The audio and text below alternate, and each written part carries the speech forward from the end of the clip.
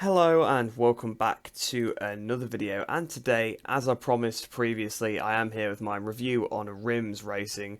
I think I've got to a point now where I've definitely played enough of the game to give decent feedback and guide you on whether you want to try the game out or not. Now, I haven't actually ever done anything like this, so if I do miss anything out or anything's unclear, do let me know in the comments below. Any feedback is always appreciated, but let's get straight into it. So first of all, we'll talk about the graphics. I don't have a massive amount to say about this, to be honest, but overall the game looks really good. The visuals have always been a strong suit of the KT engine, which is the engine used in the game. It's used in other games such as the Isle of Man TT Ride on Edge. Not a lot of things to say about that game that are too positive, but the graphics definitely were one of them, and that does definitely transfer over to this game, even though it's made by different developers. The engine is still the same, so the graphics, all the bike models and the textures, they look accurate and realistic. There's also some nice other little environmental features, such as leaves falling down at Zolder on some of the braking zones. So yeah, it definitely helps to make the game feel a little bit more alive and is a really nice touch. But graphically, the game looks really, really nice. Now moving on to probably what is the most important part of any bike game. You could have the best looking bike game ever with the best sounds, anything like that. But if the physics are rubbish, no one will play it. So the physics are definitely the most important part of the game. And as you'd expect, really, from any kind of modern bike game, there's actually 3 different physics levels. There's beginner, intermediate, and pro. I've done all my playing with pro, which I definitely recommend to anybody because it's pretty easy to pick up, even for beginners. So I can't really comment too much on beginner or intermediate, but I'm sure most of what I say will apply to those as well. But like I said, I definitely recommend you use pro if you do pick the game up. Overall, it's a good solid base. It doesn't feel arcadey or anything like that. It does feel quite nice. It's not too unrealistic. It's definitely an improvement from the demos. If you played the demo and got put off, they did improve the physics, especially with the wheelie issue, where the bike would just wheelie coming out of every corner, even if you had loads of lean angle on. So you just do wheelies, it lose the front all the time. It was really frustrating, but that was actually fixed, which is really, really nice. Probably my favourite part about the physics in general, though, are actually the tyre physics. They are very, very good. So there's a range of tyres you can use in the game that as a mixture of Pirellis, Metzlers, just OEM tyres, so just sort of street tyres. You can get different compounds. Some of them being race tyres are, of course, slicks. Like I said before, though, there is road tyres, there's wet tyres.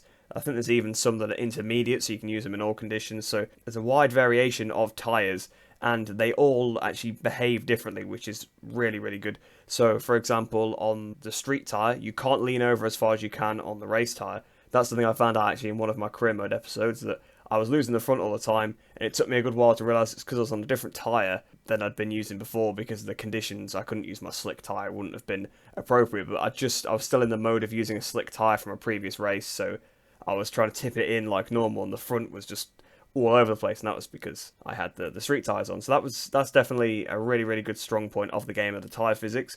The tyres can also be destroyed if you use them in the wrong conditions. So, for example, if you use a set of wet tyres on the track that dries. Again, something I got caught out on. I didn't even realise there was such a good dynamic weather system in the game where a track does dry at a fairly realistic rate. Maybe a little bit overkill, I thought, a little bit in that race that I did, but that might have just been because I was on the wrong tyre. So I was just trying to make excuses. But yeah, I used a set of wet tyres on what was a wet track.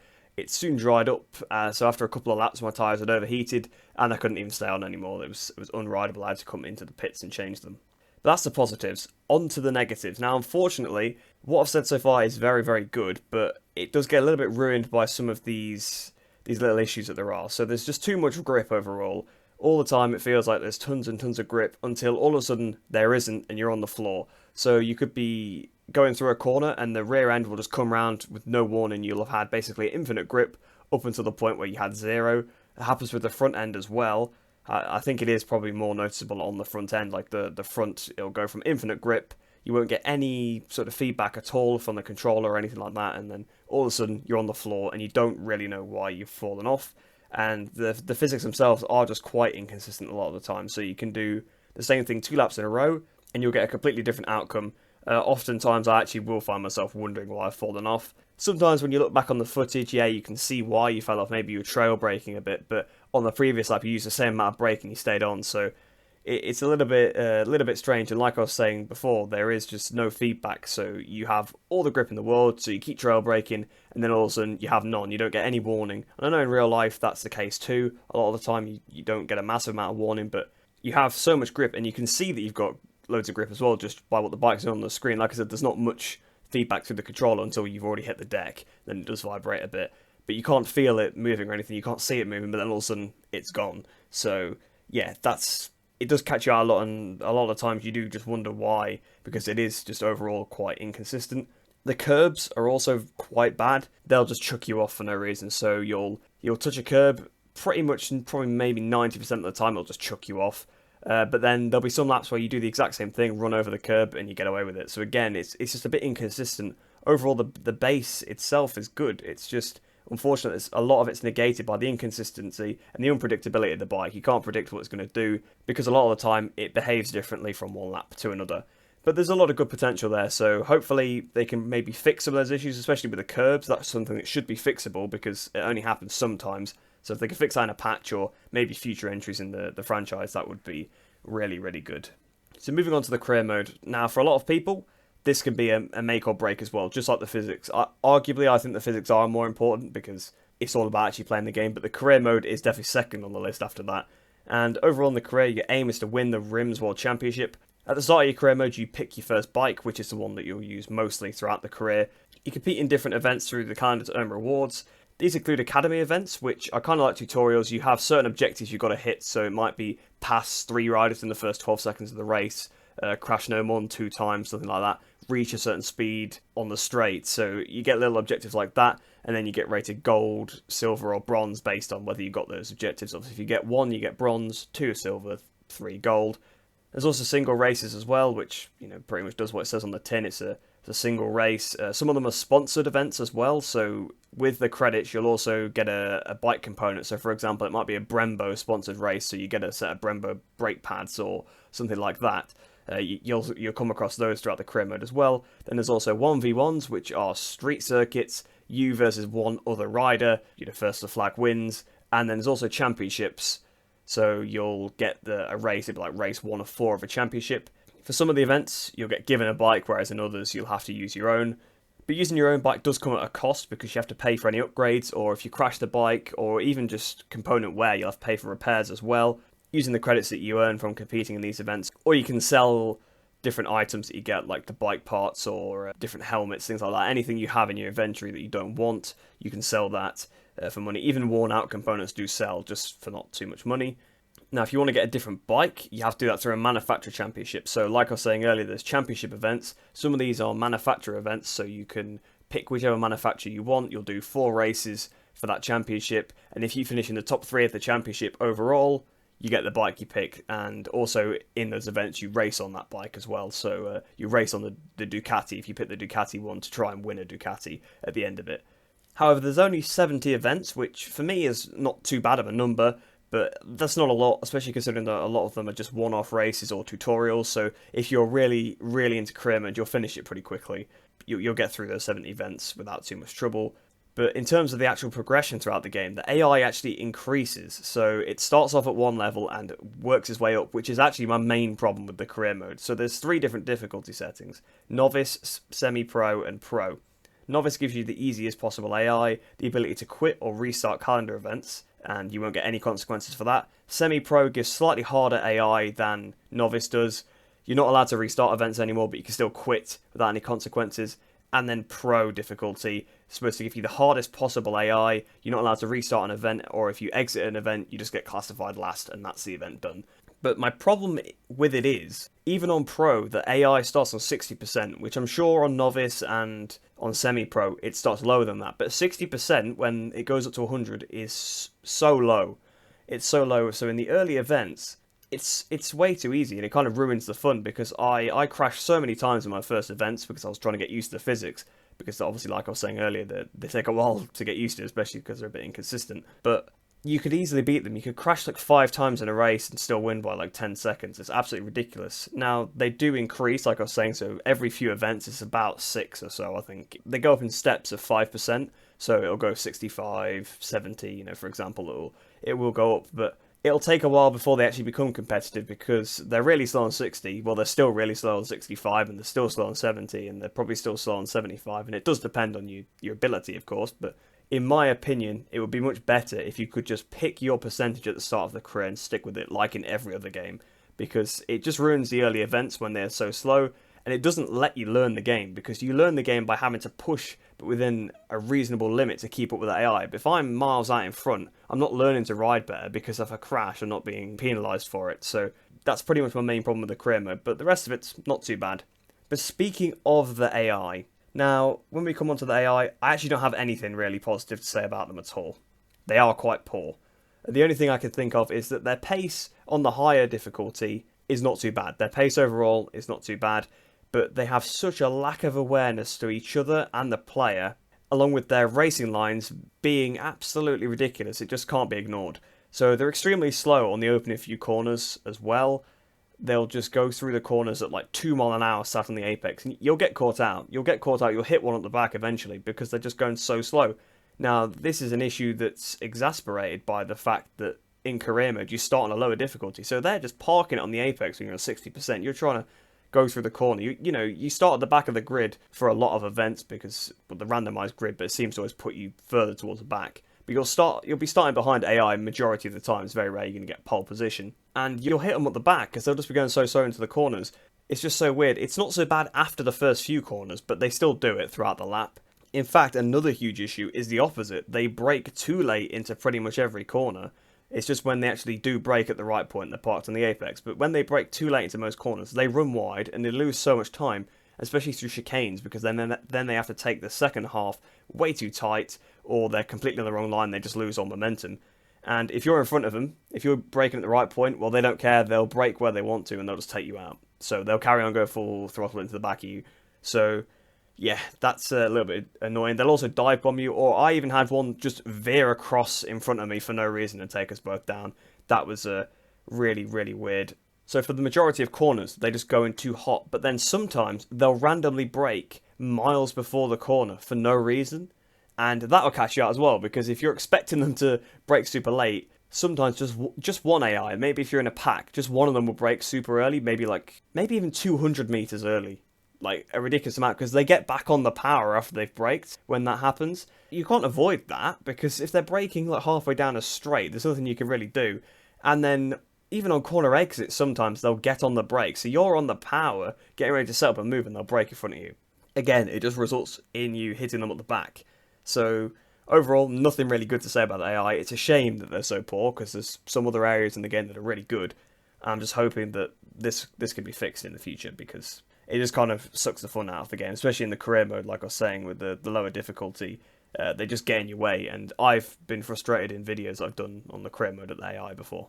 Moving on to selection and customization, another feature that is important to a lot of people. When it comes to the player customization, there's a lot of choice. There's plenty of helmets, suits, boots, and gloves to choose from a variety of different manufacturers. So if you're looking for player customization, there's a lot in terms of the rider gear. A lot of the helmets as well are actually race replicas. There's Rossi helmets, there's Quartararo, there's a Quartararo helmet in the game, there's an Alacia Spagro, even a Michele Pirro helmet in the game. So there's plenty of different helmets for plenty of different riders. But that's pretty much where the selection in the game peaks, because when you move on to the bike selection, there's only 8, which really isn't a lot. So there's the Aprilia RSV4, the BMW M1000RR, the Ducati Panigale V4, the older 2019 Fireblades, not the current one, the 2019 Kawasaki Ninja ZX-10RR, the MV Agusta F4RC, the Suzuki GSX-R 1000R, and the Yamaha R1. So the bikes they do have are good, there's just not that many of them. I guess it's the main super bikes, so that does make sense in a way, but 8 bikes obviously isn't a lot to choose from, but overall, it's not a deal breaker, I suppose. It depends how much you value that selection. Of course, they're all super bikes. You kind of know that when you're getting into it. But yeah, if 8 bikes is not enough for you, then this probably isn't going to work out too well for you. In terms of circuits, there's actually 14 different circuits. So there's 9 actual permanent race circuits that include Zolder, Paul Ricard, Canadian Tire, Silverstone as well. That's just to name a few of them. And then there's also 5 street courses as well, which all have a reverse variant, which they definitely feel like a different circuit, because riding around a track in reverse in itself feels different, but especially on the road, like it's completely different, which actually gives you a total of 19 different track layouts, which isn't a bad number overall. If you look at things like the MotoGP game, there are about 21 race calendars. They have got historic tracks nowadays, so that does boost the number up a little bit. But if you go back a couple of years, there was like 20 or so tracks in the MotoGP game. That's not too bad. I guess 19 different track layouts isn't the end of the world. There's just not that many different race circuits. Obviously, so there's 5 street courses, but then also the reverse variants, which account for more than half the tracks then if you put them together. So yeah, it's not a terrible number, but when you play the career, you'll notice the same tracks coming up quite a lot. For me, Zolder, I think there's only a couple of episodes in career where I haven't done Zolder. Zolder comes up way too frequently, so yeah, you'll notice that the track number itself probably isn't too bad, but considering there's only 70 events, the amount of times a certain track will pop up is ridiculous. Just on some more miscellaneous minor things now, there's some really good minor attention to detail. One thing I actually did notice, the first time I played the game, I think before I'd even recorded anything, I was just trying to get up to speed, and the first thing I noticed that really stood out to me was a certain cinematic where I was coming out the pit lane, and there was an onboard camera with a bike, and you could hear the chain sort of turning around, and I don't know why, but that just really stood out to me. I'll see if I can find a clip. I'll play it here if I have one.